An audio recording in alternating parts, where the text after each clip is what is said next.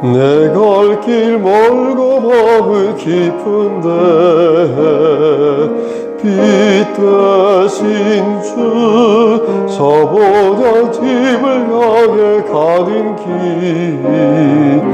비추소서. 내 가는 길 다 알지 못하나 한 걸음씩 느린다 하소서.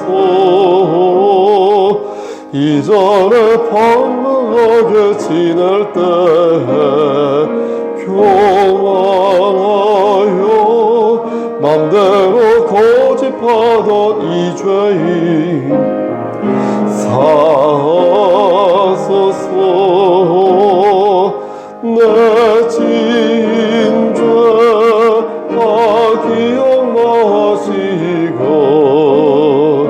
주 뜻대로 늘 조장하소서.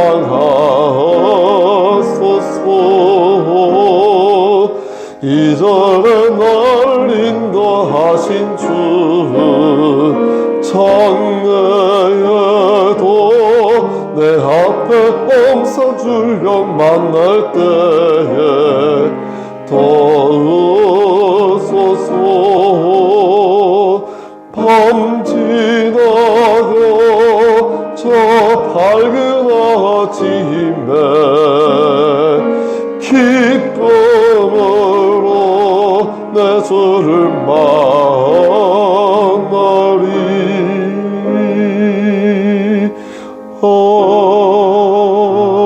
아멘.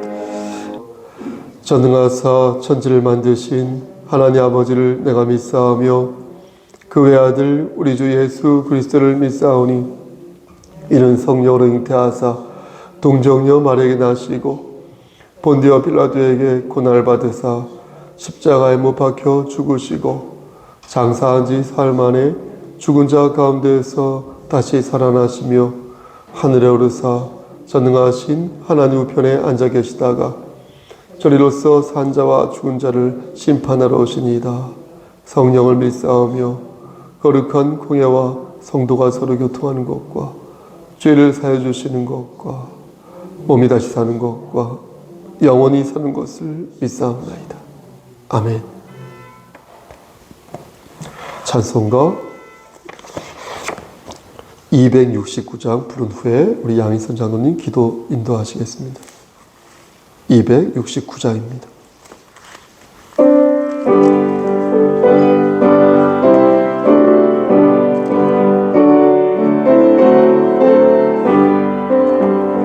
그 참혹한 십자가에 주 달려 흘린 피 샘물같이 늘 흘러서 주시네. 값없어도 다 나와서 내 죄를 고하면 힘든 보다 더히도록 참성결 얻으리. 나 믿노라 그 보혈 공로를 힘없어도 피 흘리사 날 구원하셨네. 저 흉악한 한강도 죄를 깨달아 죄 없으신 주 예수를 구주로 믿었네. 내 지은 죄 흉악하나 주 예수 믿으면 용서받은 강도같이 곧 구원받으리.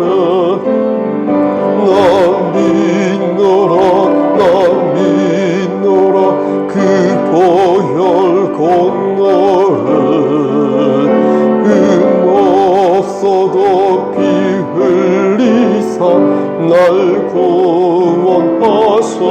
구원하셨네. 온 백성의 죄 사하신 하나님 어린 양, 그 십자가 지심으로 온 인류 구했네. 저 영원한 새 나라에 다 같이 모여서 김고문고 한 곳처럼 새 노래 부르네. 난 빛나라 그 보혈 공로를 흠없어도 피 흘리사 날 구원하셨네. 아멘.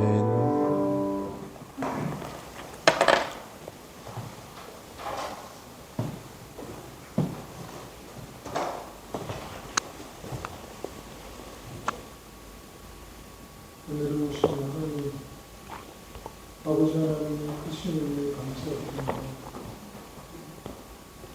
저희를 사랑하셔서 예수 그리스도를 이 땅 위에 보내주시고 완악하고 교만하여 하나님의 말씀에 순종하지 않고 범죄한 저희들을 살리신 아버지 하나님의 사랑을 감사드립니다.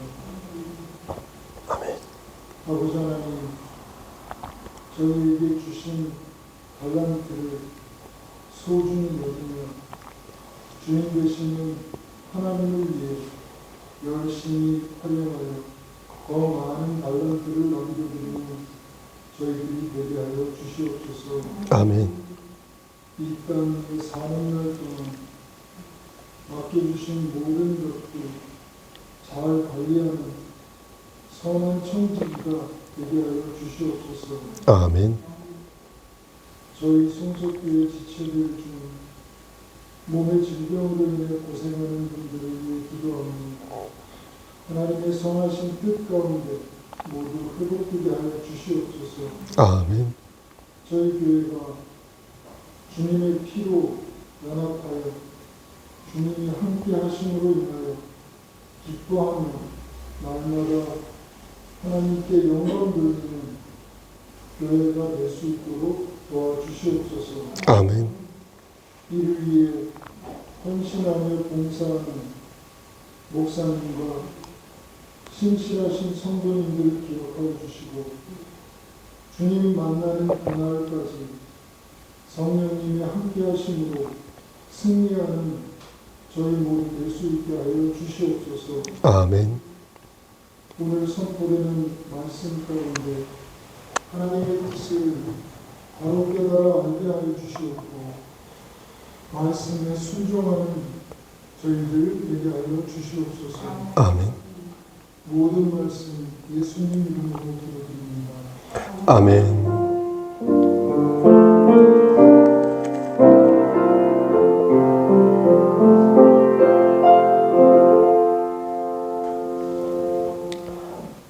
하나님 말씀 보겠습니다. 누가복음 11장 5절에서 13절 말씀입니다. 또 이르시되 시작. 또 이르시되 너희 중에 누가 벗이 있는데 밤중에 그에게 가서 말하기를 벗이여 떡 세 덩이를 내게 구워달라.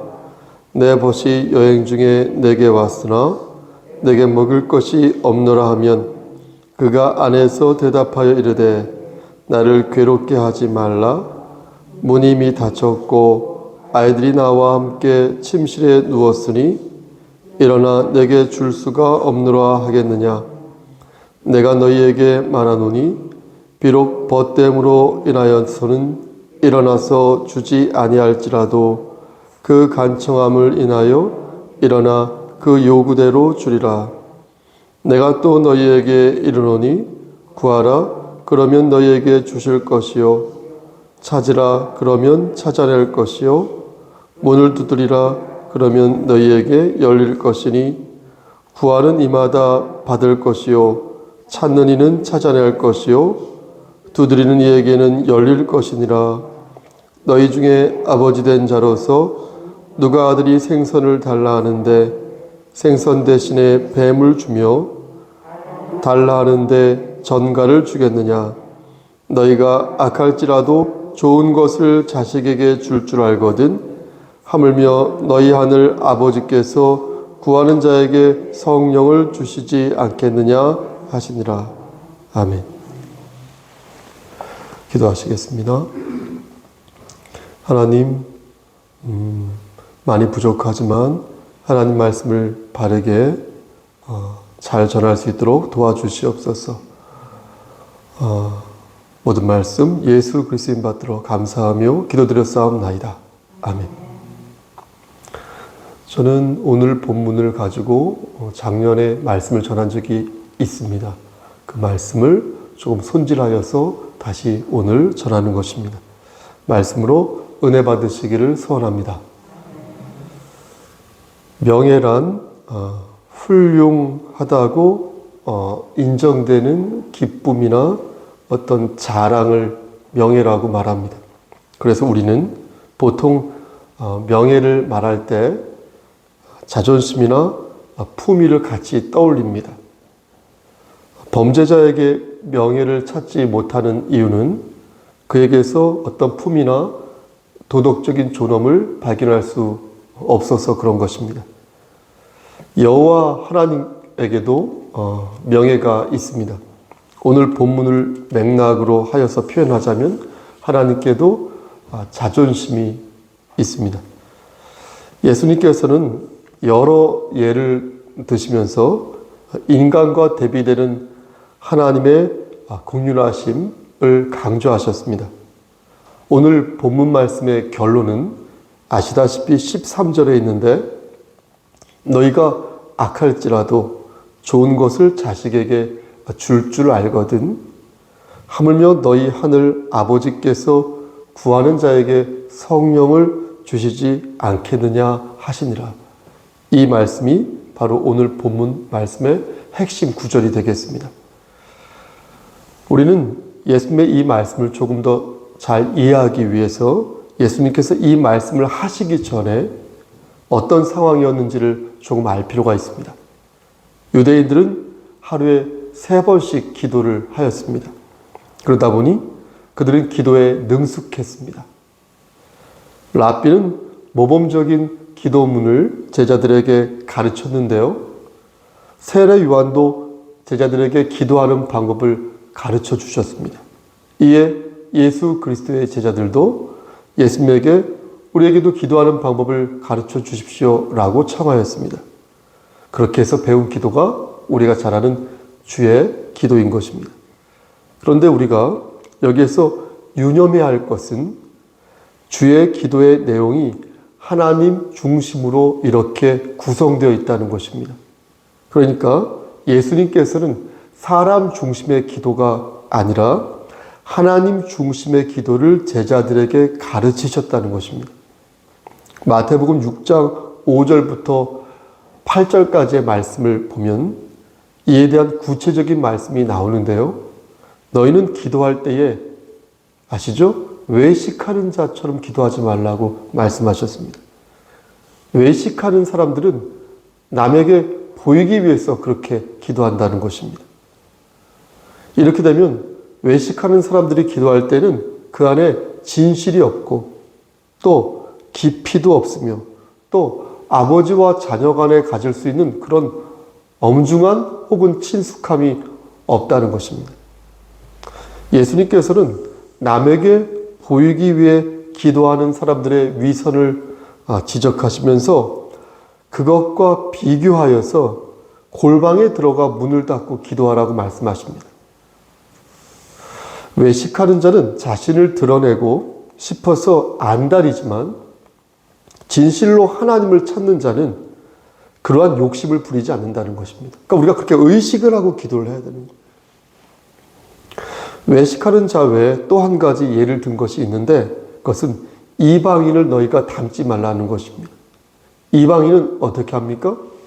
중언부언하는데 예수님께서는 이렇게 기도하지 말라고 말씀하셨습니다. 중언부언이란 말은 했던 말을 또 하고 또 하는 것을 말합니다. 계속해서 했던 말을 반복하는 것을 중언부언이라고 하지 않습니까?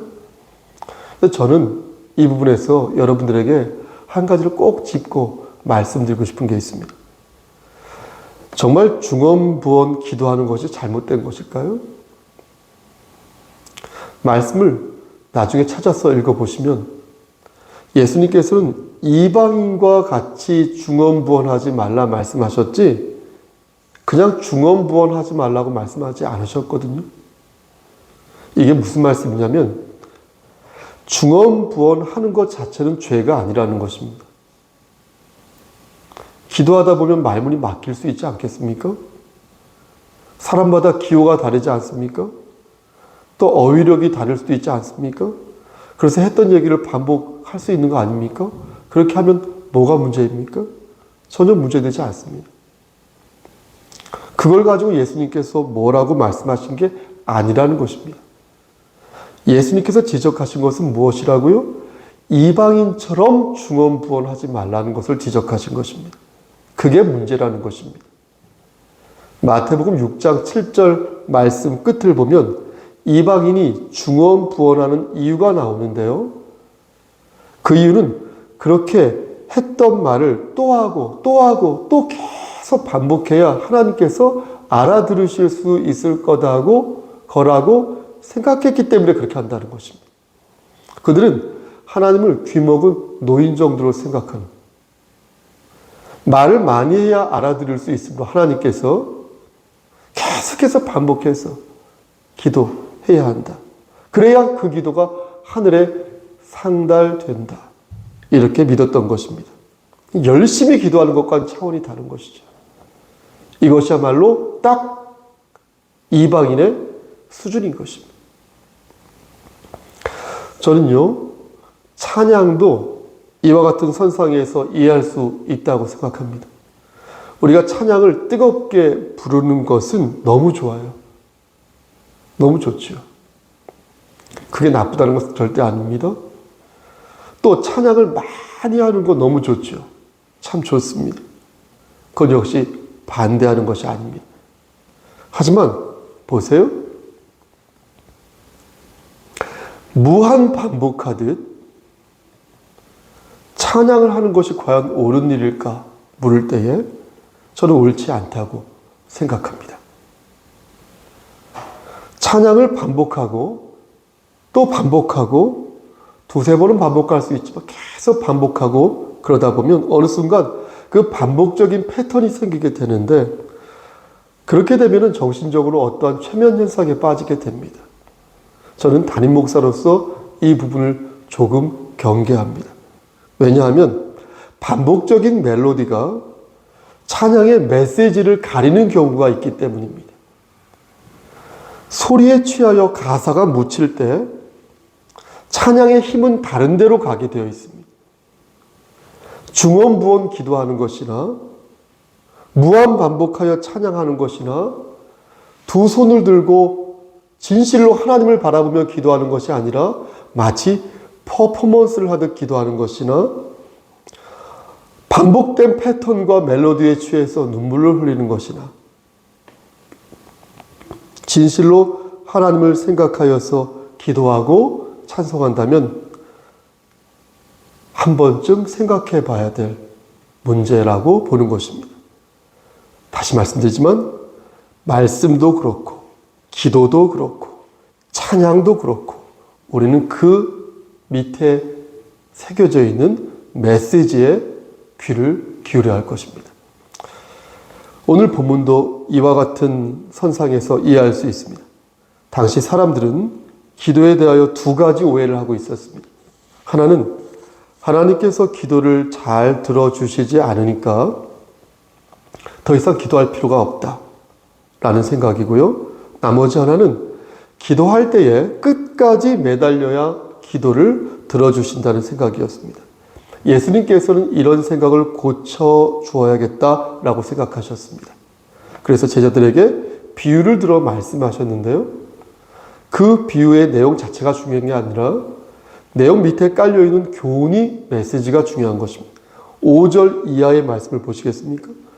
5절 이하의 말씀을 보면 너희 중에 누가 벗이 있는데 밤중에 그에게 가서 말하기를 벗이여 떡 세 덩이를 내게 구워달라 할 때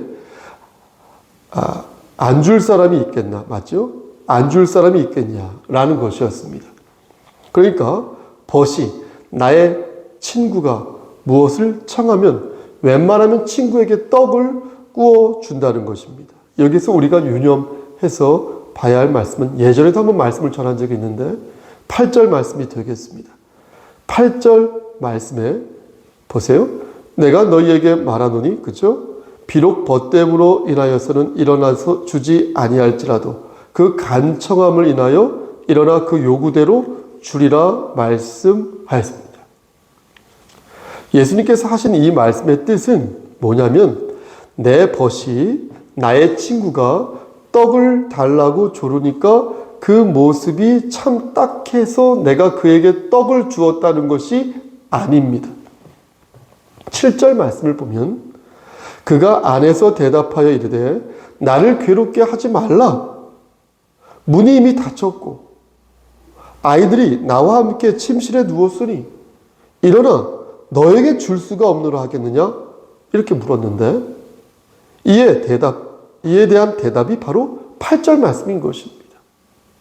그러니까 밤늦게 떡을 달라는 친구에게 너희가 떡을 줄 것인데 그 이유는 여길 잘 들으셔야 돼요. 그 이유는 그 친구가 나의 벗이 끈질기게 간구하여서 주는 게 아니라 그 간청함을 인하여서 준다는 거예요.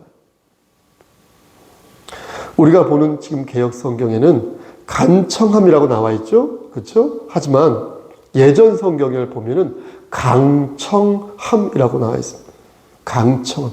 강청함이란 때를 쓰고 억지를 부린다는 그런 뜻인데 여기는 부끄러움이 없다, 뻔뻔하다라는 뜻이 깔려 있습니다. 그러니까 간청한다는 것은 무언가를 끈질기게 요구한다는 데 초점이 있는 게 아니라 염치불구하고 뻔뻔하게 요구한다는 것에 초점이 맞춰져 있다는 것입니다.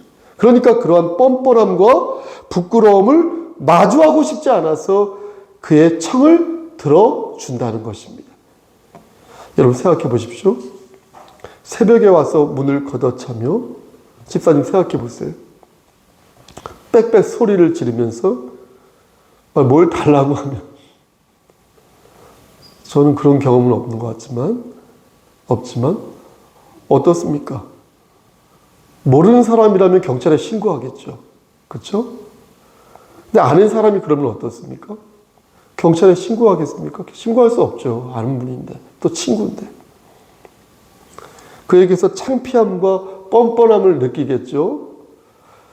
그래서 그의 간청을 들어줄 수밖에 없지 않겠습니까?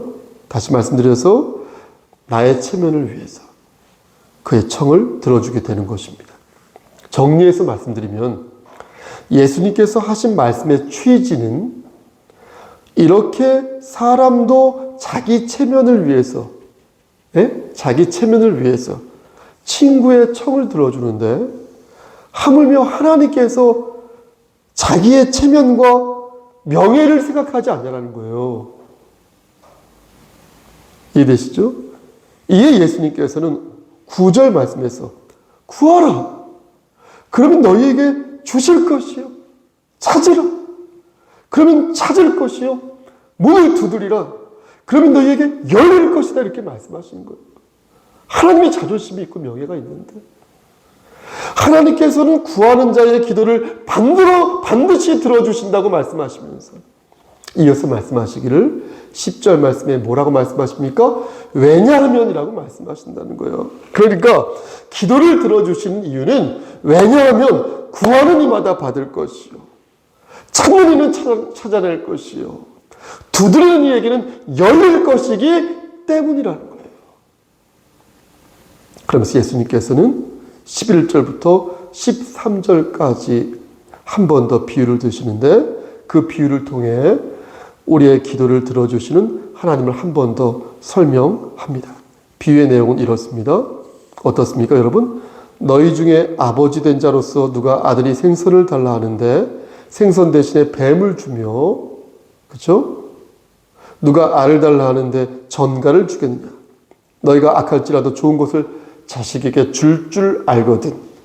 하물며 너희 하늘 아버지께서 구하는 자에게 성령을 주시지 않겠냐? 이렇게 말씀하신 거예요. 우리 주 예수 그리스도께서. 예수님께서는 우리에게 말씀하시기를 너희가 하나님께 무언가를 구하면 하나님께서는 반드시 그 간구를 들어주신대. 근데 그냥 평범하게 들어주는 게 아니라 아주 특별하게 우리에게 가장 적합한 최고의 선물로 들어주신다는 거예요.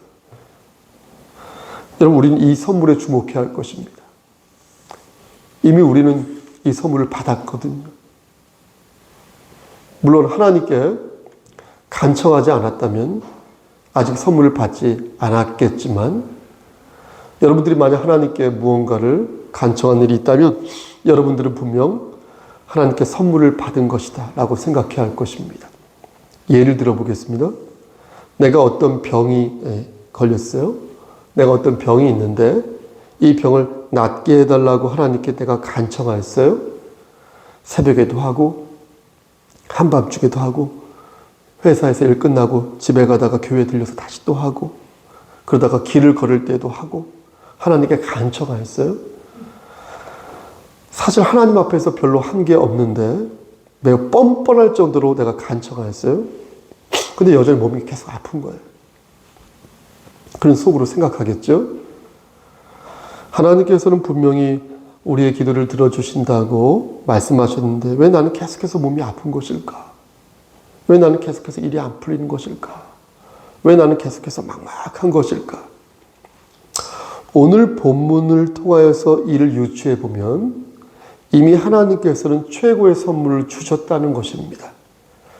때를 따라 역사하시는, 때를 따라 역사하시는 주님이 때를 따라 시간을 주시고 때를 따라 공간을 주시고 때를 따라 나에게 설명할 수 없는데요. 어쨌든 가장 적합한 무언가를 매번 주셨다는 거예요. 우리가 그러한 하나님의 자비하심을 믿을 때에 하나님께서 더 주신다는 거예요. 아멘. 사랑하는 성도 여러분, 중요한 것은 무엇입니까? 중요한 것은 하나님께서 저와 여러분들에게, 우리에게 약속하신 그 언약을 믿는 거예요. 언약을 안 믿으면 그리스도인이 아니에요. 어떻게 그리스도인이라고 말할 수 있겠습니까? 그렇지 않겠습니까? 나에게 약속하신, 우리에게 약속하신 하나님의 언약을 신뢰하는 것이에요. 우리가 진실로 하나님을 의지한다면 하나님이 나와 함께 하시고 나에게 최적의 선물을 주셨고 또 예비하고 계시다. 이것을 의심하지 말아야 한다는 거예요. 이것은 내 주관적인 신념으로 그냥 믿는 게 아니라 하나님께서 나에게 약속하셨으므로 그 말씀을 근거로 믿는 것입니다. 말씀 마치겠습니다. 사랑하는 성도 여러분, 만약 하나님께서 우리에게 아무런 약속도 하지 않으셨다면 우리는 불안함 속에서 종말을 기다리게 될 것입니다. 하지만 하나님께서는 우리에게 분명히 약속하셨다.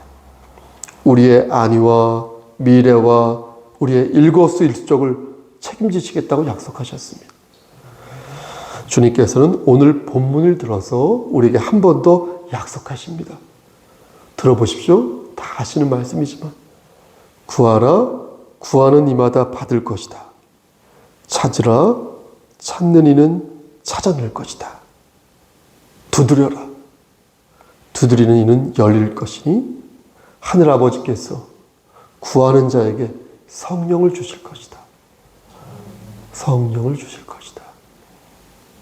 아멘. 여러분, 이 말씀처럼 확실한 약속이 어디 있습니까? 이 말씀처럼 우리를 든든하게 만드는 말씀이 어디 있습니까? 여러분이 진실로 하나님께 구하였다면 지금 이 순간 최적의 선물로 여러분과 함께 하시는 아버지 하나님의 말씀을 믿으시기를 축원합니다. 여호와 샬롬 되시는 하나님, 우리에게 평안을 허락하시고, 여호와 라파 되신 하나님, 우리의 질병을 치료하여 주시고, 여호와 이레 되신 하나님, 우리를 준비케 하여 주시옵소서. 여호와 니시 되신 하나님, 우리를 승리케 하여 주시옵소서. 내가 서 있는 그 자리에서 예수의 냄새를 발할 수 있게 하여 주시옵소서. 가장 좋은 곳으로 우리를 채우시는 여호와 하나님을 우리가 믿사오니, 여러분 낙오자 되지 마시고 이 말씀을 꼭 붙잡고 천국 가는 그날에 이를 때까지 승리하시기를 주님 이름 받들어 간절히 축원합니다. 아멘. 기도하십니다. 하나님, 좁은 입으로 하나님 말씀을 대하였습니다. 하나님 말씀만 기억날 수 있도록 도와주시옵소서. 예수 그리스도인 받들어 감사하며 기도드려 싸움나이다. 아멘. 주의 기도로 예배를 마칩니다. 하늘에 계신 우리 아버지여, 이름이 거룩히 여김을 받으시오며 나라가 이방없으며 뜻이 하늘에서 이루어진 것 같이 땅에서도 이루어지이다. 오늘날 우리에게 일용할 양식을 주옵시고, 우리가 우리에게 죄진 자를 사하여 준 것 같이 우리의 죄를 사하여 주시옵고, 우리를 시험에 들게 하지 마시옵고, 다만 악에서 구하옵소서. 나라와 권세와 영광이 아버지께 영원히 싸움나이다. 아멘.